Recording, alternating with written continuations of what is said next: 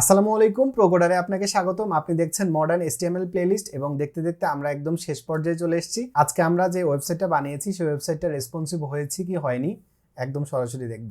তো চলেন, এটা করার জন্য আপনার যেটা করতে হবে সেটা হচ্ছে আপনার একটা লাইভ সার্ভার লাগবে। লাইভ সার্ভার না হলে আপনি আপনার ওয়েবসাইটটাকে রেসপন্সিভ করাতে পারবেন না। আপনি যদি বলেন যে ভাই আমরা তো লাইভ সার্ভার এক্সটেনশন ইনস্টল করেছি, সেটা দিয়ে কাজ হবে না। সেটা হচ্ছে আমাদের ওয়েবসাইট, মানে আমরা যে কম্পিউটারে কাজ করছি এটা তো একটা অফলাইন ডিভাইস, আমার ইন্টারনেট না থাকলেও আমার ওয়েবসাইটটা কাজ করবে। তো এখানে আমরা একটা ডেমো সার্ভার বানিয়ে সেখানে আমরা কাজ করছি, কিন্তু আপনার ওয়েবসাইটটাকে পাবলিকলি অ্যাভেলেবেল করতে হবে যাতে করে যে কেউ আপনার ওয়েবসাইটটার অ্যাক্সেস নিতে পারে বা যে কেউ আপনার ওয়েবসাইট দেখতে পারে। আমরা কিন্তু আমাদের অ্যাড্রেস বারে গিয়ে google.com লিখলে গুগলের ওয়েবসাইট চলে আসে, facebook.com দিলে ফেসবুকের ওয়েবসাইট চলে আসে। আপনার ওয়েবসাইটটাও এরকম সার্চ করলে যাতে চলে আসে, বা একটা অ্যাড্রেস থাকবে সেই অ্যাড্রেসে হিট করলে যাতে চলে আসে, সেরকম আপনার ওয়েবসাইটটাকে পাবলিক করতে হবে। তো এই পাবলিক করার জন্য আপনার একটা ডোমেইন হোস্টিং অবশ্যই লাগবে। আপনি আপনার ডোমেইন হোস্টিংয়ের মধ্যে যদি আপলোড করেন তাহলেই হবে। আপনি কিন্তু চাইলে হোস্টোভোতেও আপনার পুরো ওয়েবসাইটটাকে হোস্ট করতে পারেন, কিন্তু সেক্ষেত্রে আপনার টাকা পয়সা খরচ হবে। কিন্তু আপনি যদি চান যে না ফ্রিতেই হোক, সেক্ষেত্রে আপনি নেটলিফাই ব্যবহার করতে পারেন, গিটহাব পেজেস ব্যবহার করতে পারেন। তো প্রিমিয়াম সার্ভার ব্যবহার করলে সেটা প্রিমিয়াম হবে, আপনার পোর্টফোলিও হিসাবে সেটা পাওয়ারফুল হবে। কিন্তু আপনি তো মাত্র HTML শিখেছেন, এখনই আপনার কোনো প্রিমিয়াম সার্ভার ব্যবহার করার দরকার নেই।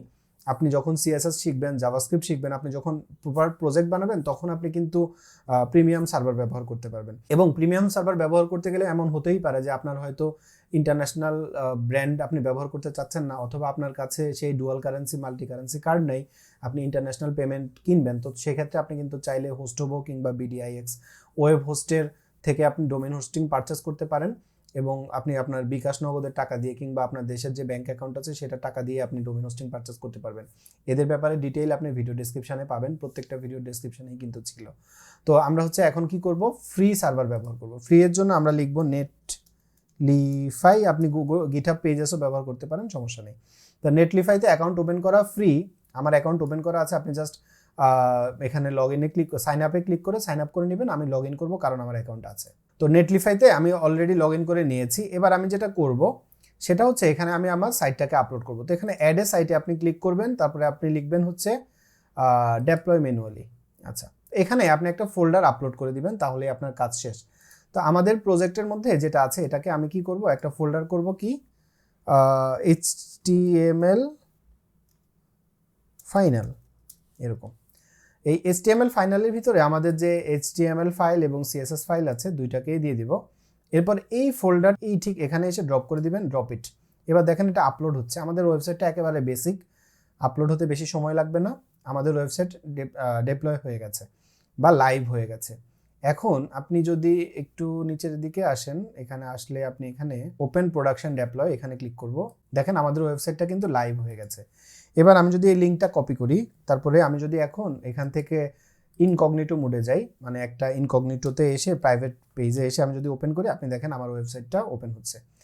নট অনলি দ্যাট, আমি সাফারি ওপেন করব। সাফারির ভিতরে আমি যদি এই লিঙ্কটা দিই, আপনি দেখেন এখানে ওটা কাজ করবে, এটা একটা লাইভ সাইট হয়ে গেছে। হ্যাঁ, তো এখন আমরা আমাদের ওয়েবসাইটটা চেক করব হচ্ছে আমাদের ওয়েবসাইটটা কি আসলে মোবাইল ফ্রেন্ড W3C ভ্যালিডেট হলো কিনা। এটা চেক করার জন্য আপনি W3C ভ্যালিডেশন লিখে এন্টার করবেন, তাহলে এই ওয়েবসাইটে আসবেন, এখানে ভ্যালিডেশন সার্ভিসে যাবেন, এদের সম্পর্কে আপনি ডিটেল জানতে পারেন। এখানে এই অ্যাড্রেসের জন্য আপনার একটা লাইভ ওয়েবসাইটের অ্যাড্রেস লাগবে, এই জন্যই আমরা আসলে এই কাজ করেছি। এবার আমি চেক করব validator.w3c ভ্যালিডেশন। এখানে দেখেন আমাকে কি বলছে যে আমার এটা কিন্তু হয়েছে, জাস্ট একটা ওয়ার্নিং আছে। ওয়ার্নিং আমরা চাইলেই ইগনোর করতে পারি, কোনো সমস্যা নেই। আবার আপনি চাইলে এটা ফিক্স করতে পারেন। এখানে আমাকে কি বলছে দেখেন, consider using H1 element as top level heading. ও আচ্ছা, আমরা এই যে হেডিংটাকে এখানে ব্যবহার করেছি, আমি তো মনে হয় খুব সম্ভবত H1 দুইবার ব্যবহার করেছি। H1, হ্যাঁ দেখেন আমি H1 এখানে হেডারে একবার ব্যবহার করেছি, এই যে হিরোতে আরও একবার ব্যবহার করেছি। তো এটা তো ভুল হয়েছে। তো সেক্ষেত্রে আমরা এখন যেটা করব সেটা হচ্ছে এই যে দেখেন আমরা একটা ভুল করেছি, ভুলটা কিন্তু আমরা সে সময় খেয়াল করিনি, এখন এসে আমরা দেখতে পাচ্ছি। তো সেক্ষেত্রে আমরা এখন যেটা করব সেটা হচ্ছে আমরা আমাদের ফোল্ডারে আবার যাব, এই যে প্রজেক্টটা এখানে আসব।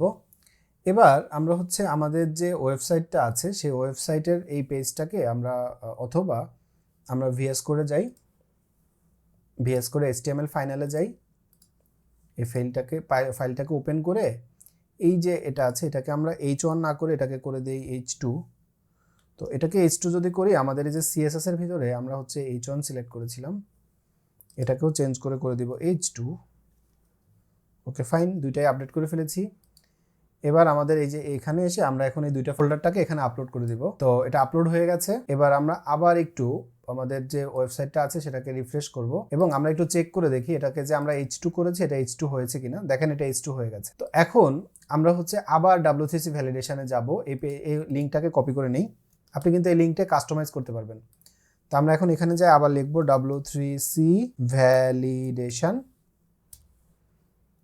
তো এখানে যাবার পরে এখানে আমাদের লিঙ্কটাকে পেস্ট করে দিব।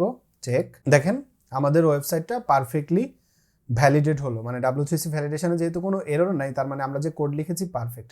আমি আপনাদেরকে শেখানোর সময় বারবার বলেছি, নিজে ব্যবহার করার সময় যেহেতু আমার আসলে প্ল্যান ছিল না এই সেকশনটা আগে আনবো, পরে অ্যাড করেছি যাতে আপনাদেরকে আরেকটু ভালো করে দেখাতে পারি। তো সেই সময় আমার আসলে মাথায় ছিল না, যে কারণে এটা হয়েছে। আশা করি এটা কোনো সমস্যা না। এখন এখান থেকে এসে আপনি কিন্তু চাইলে এই যে পেজটা আছে, এটা যে টাইটেলটা আছে এই টাইটেলটাকে আপনি চেঞ্জ করতে পারবেন। এখানে আপনি একটু এক্সপ্লোর করবেন, এটাকে কিন্তু চেঞ্জ করা যায়। হ্যাঁ, আমি যতদূর জানি, অনেকদিন নেটলিফাইতে লগ ইন করি না, তো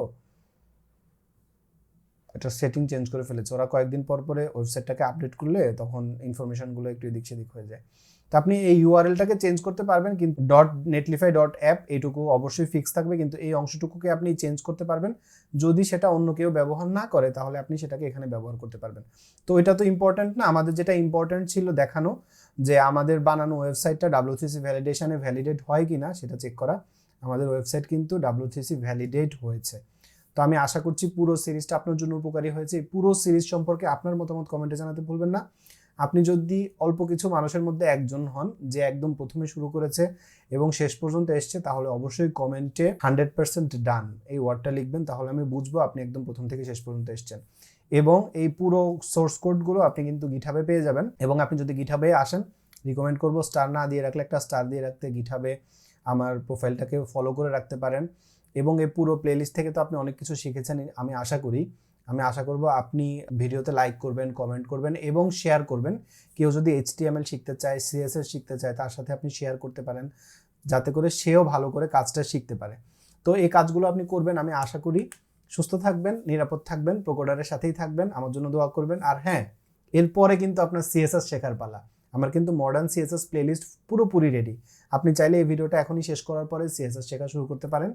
তো দেখা হচ্ছে CSS এর কোর্সে বা CSS এর প্লেলিস্টে। ভালো থাকবেন। আসসালামু আলাইকুম।